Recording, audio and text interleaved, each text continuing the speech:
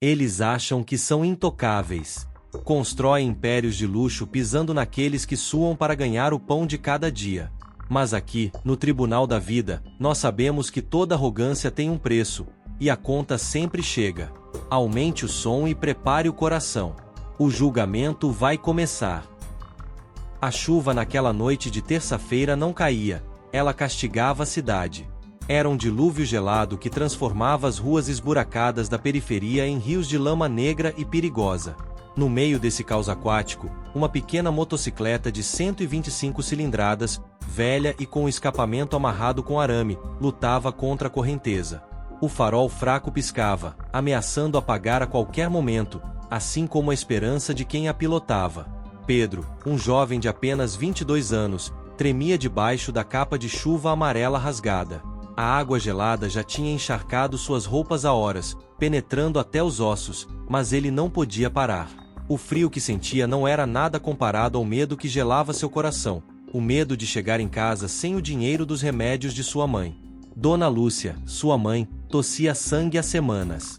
O sistema público agendara o exame para dali a 6 meses, um tempo que ela não tinha.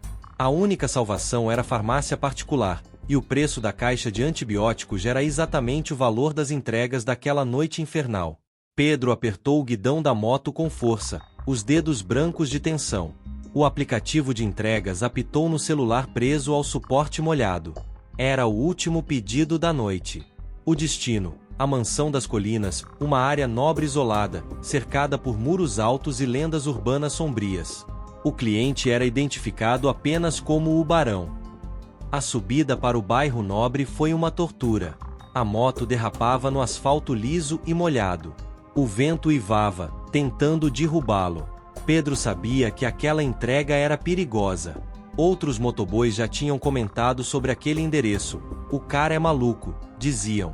Ele gosta de humilhar, paga com notas falsas ou solta os cachorros se a pizza estiver fria. Pedro tentou afastar esses pensamentos. Ele precisava acreditar que o mundo ainda tinha gente boa, ou pelo menos gente justa. Ele olhou para a caixa térmica nas suas costas. Lá dentro, um pedido de sushi de luxo, custando mais do que ele ganhava em um mês inteiro de trabalho. Por favor, Deus, que a comida esteja intacta, rezou ele, enquanto virava a última curva e avistava os portões de ferro maciço da mansão, que pareciam dentes negros contra o céu iluminado por relâmpagos. Ao chegar em frente ao portão, Pedro sentiu um arrepio que não tinha nada a ver com a chuva. A mansão era uma fortaleza gótica e moderna, fria e sem vida. Não havia campainha, apenas uma câmera com uma luz vermelha que girou lentamente para focar no rosto molhado do entregador. Antes que ele pudesse dizer qualquer coisa, o portão se abriu com um rangido metálico automático, convidando-o a entrar na boca do lobo. Ele engoliu em seco, acelerou a moto e entrou. O que ele não viu, escondido nas sombras dos arbustos bem cuidados do jardim, foram os olhos amarelos e brilhantes de feras que aguardavam apenas um comando para atacar. A armadilha estava armada, e a presa acabará de entrar. Pedro estacionou a moto perto da entrada principal, sob o olhar atento de 2 gárgulas de pedra que pareciam vigiar a porta dupla de madeira maciça. O som do motor desligando foi engolido pelo barulho da tempestade, deixando apenas o som da chuva batendo no capacete. Ele desceu da moto com cuidado, equilibrando a mochila térmica nas costas para não balançar o pedido precioso. Ao caminhar em direção à entrada, sentiu o chão de pedras portuguesas escorregadio sob suas botas gastas. A cada passo, a água escorria de sua capa de chuva amarela, criando pequenas poças lamacentas que contrastavam violentamente com a limpeza imaculada daquela propriedade. Ele tocou a campainha dourada, sentindo-se um intruso num mundo onde não era bem-vindo. A porta abriu-se quase instantaneamente, mas não foi o mordomo quem atendeu. Foi o próprio barão. Um homem corpulento, careca, com uma cicatriz feia que descia da sobrancelha até o maxilar. Ele vestia um roupão de seda preto aberto no peito, revelando correntes de ouro grosso e tatuagens de prisões antigas que o dinheiro agora tentava disfarçar. Em uma das mãos, segurava um copo de cristal com uísque importado, na outra, um charuto fumegante. Atrás dele, na penumbra do hall de entrada, 2 seguranças armados estavam parados como estátuas, com os braços cruzados e olhares vazios. O cheiro de enxofre do charuto misturou-se com o cheiro de chuva, criando uma atmosfera sufocante. Você está atrasado, garoto, rosnou o barão, sem nem olhar nos olhos de Pedro. Sua voz era grave, arranhada por anos de comando e violência. Pedro engoliu em seco e abriu a mochila térmica com mãos trêmulas. Desculpe, senhor. A tempestade, muitas ruas estão alagadas, tive que dar a volta pelo centro, justificou-se, tentando manter a voz firme. Ele retirou a embalagem preta de luxo do sushi com todo o cuidado do mundo, como se fosse uma bomba prestes a explodir.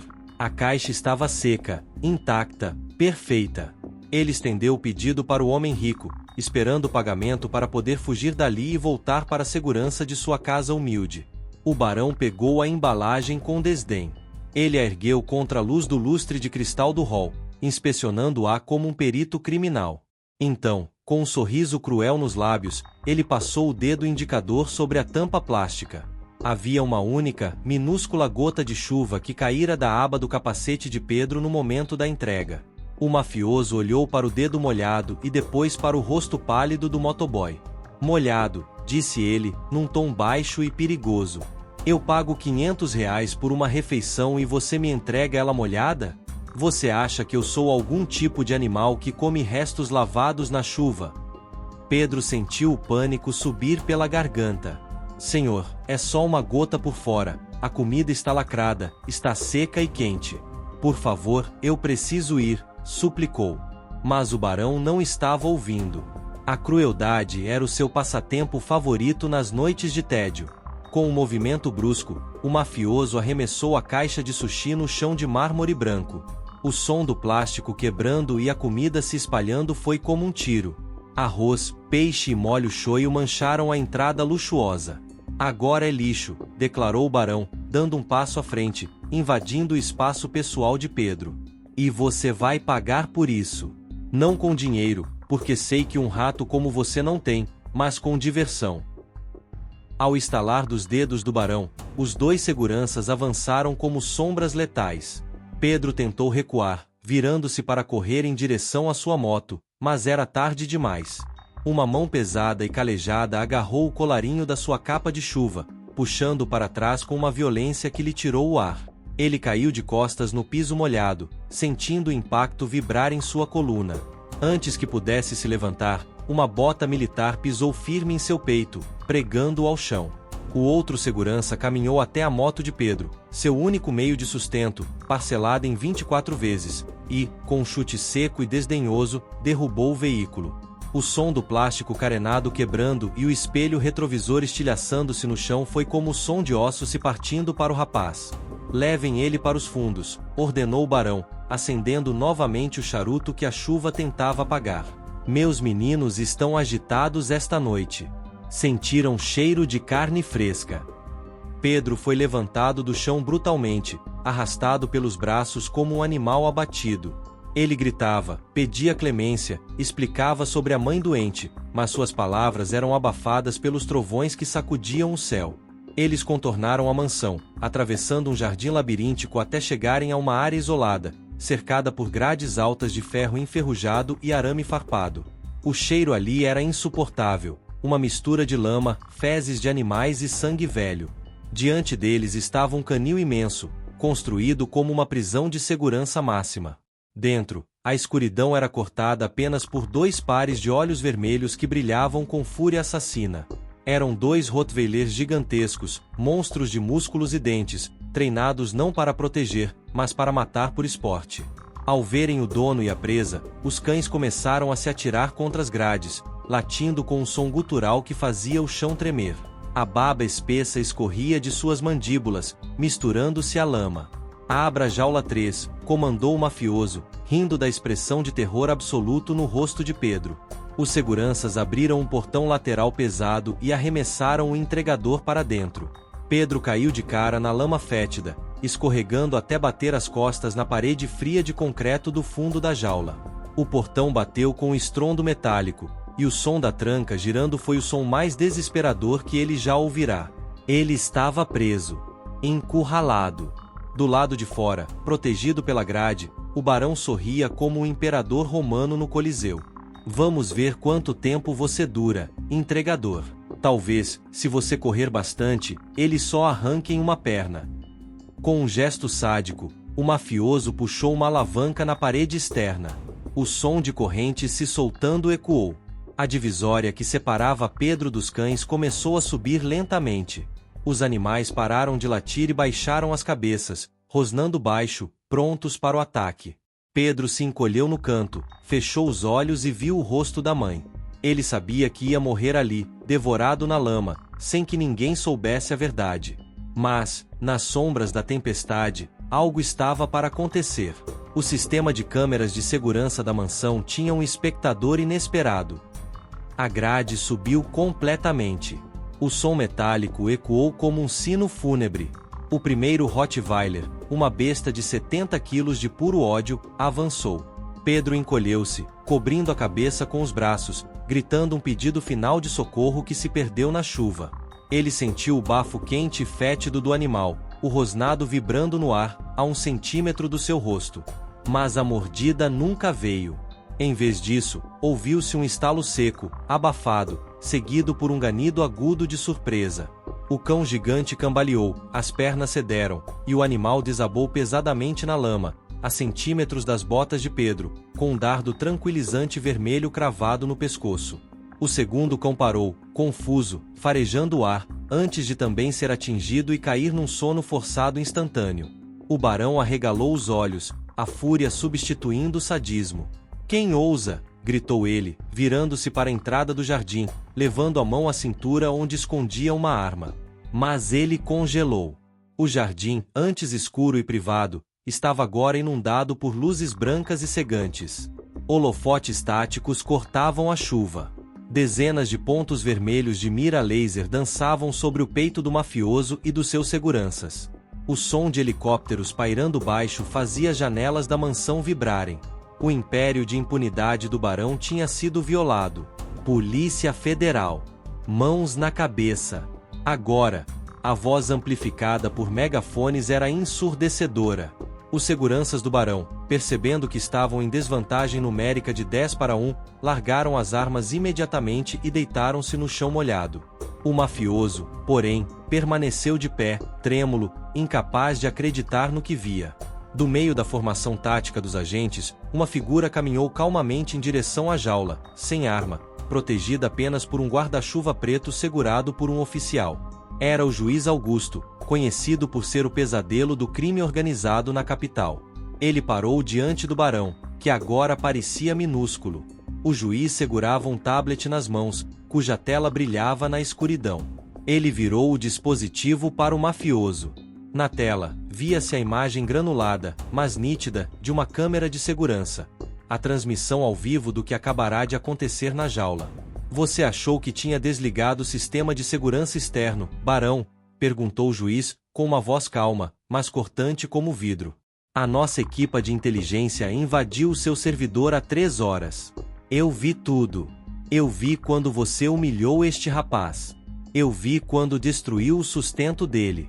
E eu vi, com clareza cristalina, a sua tentativa de homicídio qualificado por meio cruel." O juiz fez um sinal com a mão, e 2 agentes correram para abrir a jaula, puxando Pedro para fora daquele inferno de lama. O rapaz chorava convulsivamente, abraçando os próprios joelhos, incapaz de acreditar que ainda estava vivo. O barão foi algemado com as mãos nas costas, o rosto pressionado contra a lama que ele forçara Pedro a comer minutos antes. "Você sabe quem eu sou. Eu tenho amigos em Brasília", gritava o criminoso, debatendo-se inutilmente. O juiz Augusto aproximou-se, baixou-se ao nível do ouvido do mafioso e sussurrou, para que apenas ele ouvisse: "Os seus amigos foram os primeiros a entregar a localização do seu servidor criptografado em troca de redução de pena. Você está sozinho, e vai apodrecer numa cela comum, sem charutos e sem uísque." Enquanto o vilão era arrastado para a viatura blindada, perdendo sapatos de luxo pelo caminho, o juiz voltou a sua atenção para a vítima. Pedro estava sentado na ambulância que acabará de chegar, coberto por um cobertor térmico prateado, ainda tremendo incontrolavelmente. O médico examinava os arranhões em seus braços. O juiz Augusto, ignorando o protocolo, sentou-se ao lado do rapaz na beira da ambulância. "Como se chama, filho?", perguntou o magistrado, com uma voz paternal que contrastava com a dureza que usará contra o bandido. Pedro, senhor, gaguejou o motoboy. A minha moto. O senhor viu a minha moto? Eu ainda estou pagando. E a minha mãe, ela precisa do remédio hoje. O juiz sorriu tristemente e colocou a mão no ombro do jovem. Pedro, a sua moto foi destruída, mas a sua vida foi salva. E quanto ao resto? O juiz fez um sinal para um de seus assessores, que trouxe uma pasta preta. A lei permite a apreensão imediata de valores encontrados em flagrante delito para reparação de danos. Dentro daquela casa, encontramos um cofre com dinheiro sujo que agora servirá para limpar a sujeira que fizeram com você. O juiz tirou uma caneta do bolso e assinou um documento ali mesmo, sobre a maca da ambulância. Estou autorizando o custeio integral do tratamento da sua mãe no melhor hospital do estado, pago com os fundos apreendidos do réu. E amanhã, um oficial vai levar uma moto 0 km na sua porta. Você não foi apenas uma vítima hoje, Pedro. Você foi a peça-chave que nos permitiu derrubar um império de crueldade. Pedro olhou para o juiz, as lágrimas de terror transformando-se em lágrimas de gratidão. A chuva finalmente parou, dando lugar a uma lua cheia que iluminava o jardim, agora livre da presença do mal. Enquanto a ambulância partia levando o rapaz para um futuro seguro, o juiz Augusto permaneceu ali por um momento, observando a mansão vazia. A justiça tinha sido feita, não com violência, mas com a verdade. E naquela noite, o barão aprendeu a lição mais antiga de todas, que a arrogância precede a queda, e que nunca se deve subestimar a dignidade de um trabalhador honesto. E se você chegou até aqui, inscreva-se no canal para ouvir mais histórias como essa, curta e deixe um comentário sobre o que achou. Vou adorar ler a sua opinião. Até a próxima história de Tribunal da Justiça, onde a justiça sempre vence.